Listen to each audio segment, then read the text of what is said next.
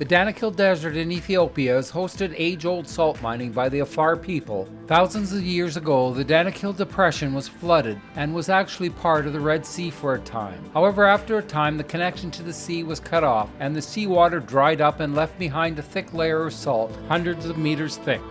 Lake Afrera in the Danakil Depression is a hypersaline lake situated 370 feet or 112 meters below sea level. Local companies mine salt from the lake by pumping the brine into artificial ponds for evaporation and subsequent precipitation. The resultant salt is then piled up, bagged, and then shipped by truck to its market. The salt miners bathe in the saline waters of the lake.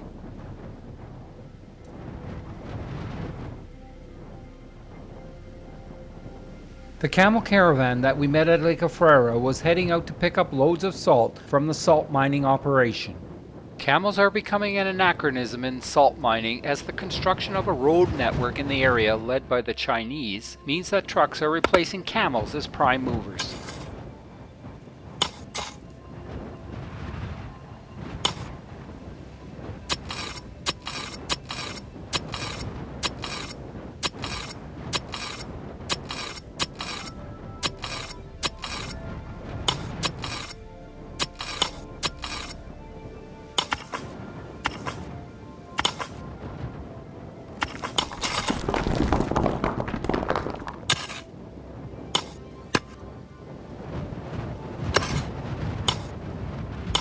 The fascinating remote Dalal area of Ethiopia's Danakil Depression, which holds the title as the hottest inhabited place on Earth with an average year-round temperature of 34 degrees centigrade or 94 degrees Fahrenheit. The area is commonly known as the gateway to hell.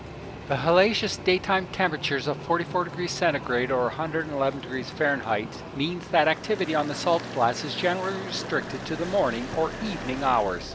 Although Lake Assail is mostly a vast dry salt plain in the dry season, there was still some very salty surface water which needed to be forded to get to the dry salt plain.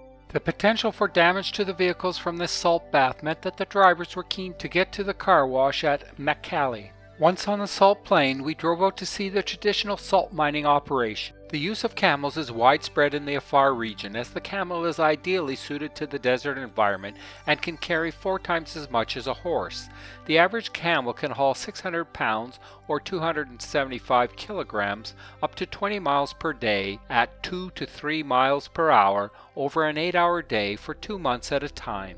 The camel caravan that we met was heading out to pick up loads of salt blocks from the salt mining operation.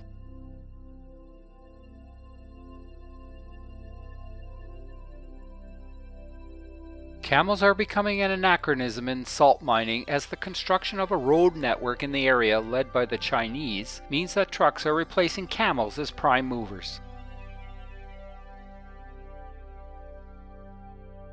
Salt is found stuck on everything in the area due to its high moisture content. The saline water of Lake Assail is just below the salt surface layer, and at places it breaks through. Every morning, men head out on the salt flats where they cleave the top layer of salt open with hand axes to extract the salt, just as has been done since the 6th century.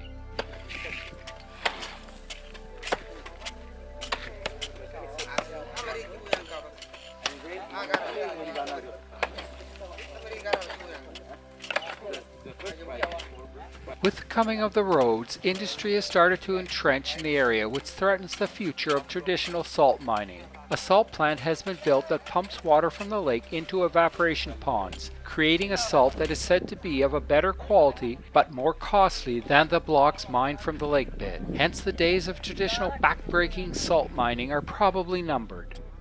Impressively, the Lake Assail Salt Formation is about 2 kilometers or 1.25 miles thick. It was formed when an arm of the Red Sea was isolated by earth movements, after which the seawater evaporated, leaving behind its salt.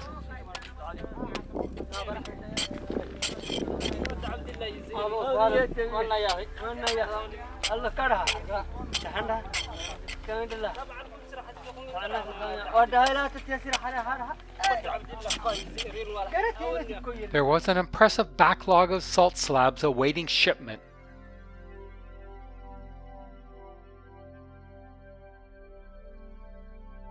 In the next couple of years, this traditional method of salt mining will probably disappear into the history books, and with it, the salt camel caravans.